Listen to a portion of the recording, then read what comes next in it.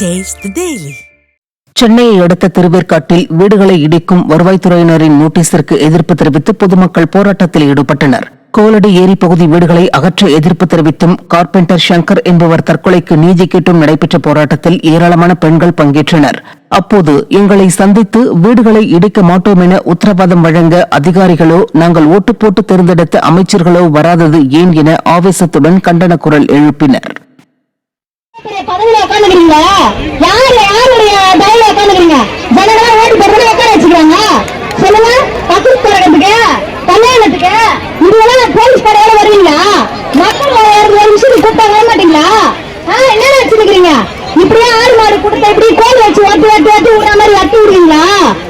இப்ப போராடுறது நம்மளோட மனித உரிமைக்காக, நம்மளோட அடிப்படை தேவைக்காக, நம்மளுடைய வீட்டை மீட்டெடுக்கிறதுக்காக. ஜல்லிக்கட்டு யாருங்க போராடி மீட்ல? மயிலாடுதுறை மாவட்டம் தரங்கம்பாடி அருகே 20 ஆண்டுகளுக்கு முன்பு போடப்பட்ட சிமெண்ட் சாலையை சீரமைத்து தரக்கோரி பெண்கள் நாற்று நட்டு நூதன போராட்டம் மேற்கொண்டனர். மழைக்காலங்களில் ஊராட்சி பனங்குடி காலனி தெருவில் உள்ள சாலையில் தண்ணீர் தேங்கி சேரும் சகதியுமாக இருப்பதால் பொதுமக்கள் கடும் அவதியடைந்து வருகின்றனர். இதுகுறித்து பலமுறை புகார் அளித்தும் பலன் இல்லாமல் போனதால் குளம் போல் தேங்கி நிற்கும் சாலையில் அப்பகுதி பெண்கள் நாற்று நட்டு நூதன போராட்டத்தில் ஈடுபட்டனர். அப்போது சாலையை சீரமைத்து தராத செயலற்ற ஸ்டாலின் அரசின் ஊராட்சி நிர்வாகத்தை கண்டித்து கண்டன கோஷங்களையும் எழுப்பினர். திருவாரூர் மாவட்டம் கூத்தாநல்லூர் பகுதியில் குடிநீருக்காக தோண்டப்பட்ட சாலையை சீரமைத்தல் உள்ளிட்ட பல்வேறு கோரிக்கைகளை வலியுறுத்தி எஸ்டிபிஐ கட்சியினர் முற்றுகை போராட்டத்தில் ஈடுபட்டனர்.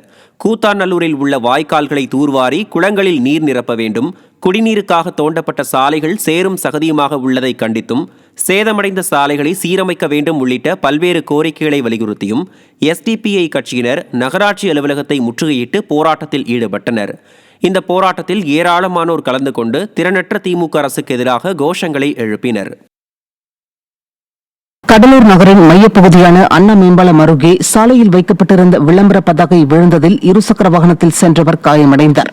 கடலூர் அண்ணா மேம்பாலம் அருகே உள்ள போக்குவரத்து சிக்னலில் கட்டப்பட்டிருந்த வணிக நிறுவனத்தின் விளம்பர பதாகை திடீரென கழன்று இருசக்கர வாகனத்தில் சென்று கொண்டிருந்த புதுக்குப்பத்தை சேர்ந்த தணிகை செல்வன் என்பவர் மீது விழுந்தது. இதில் லேசான காயத்துடன் அதிர்ஷ்டவசமாக தணிகை செல்வன் உயிர் தப்பினார்.